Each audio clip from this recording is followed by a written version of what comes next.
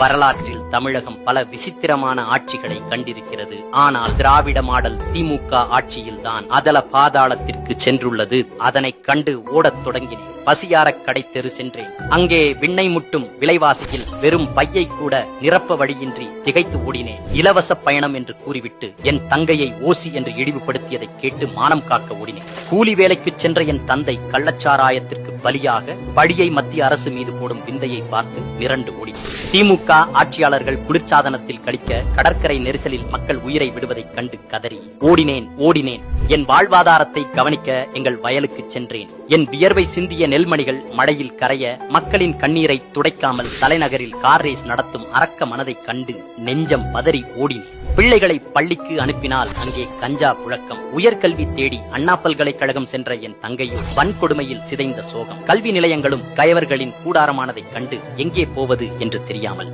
ஓடினேன். இருளில் நடக்கும் குற்றங்கள் போய் இன்று பட்டப்பகலில் நடுரோட்டில் நடக்கும் படுகொலைகளை கண்டு இனி வீதியில் நடமாடுவதே ஆபத்து என்று அஞ்சி ஓடினேன்.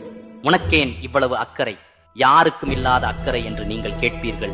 நானே பாதிக்கப்பட்டேன். இவர்களின் போலி வாக்குறுதிகளுக்கு இலக்காகி நேரடியாக பாதிக்கப்பட்டேன் என்பதாலேயே இவ்வளவு ஆதங்கம். இதற்காகவா ஓட்டு போட்டோம்? இவ்வளவு துயரங்களை அனுபவிக்கவா ஓட்டு போட்டோம்? 2026 இந்த தவறை மீண்டும் செய்ய மாட்டேன்.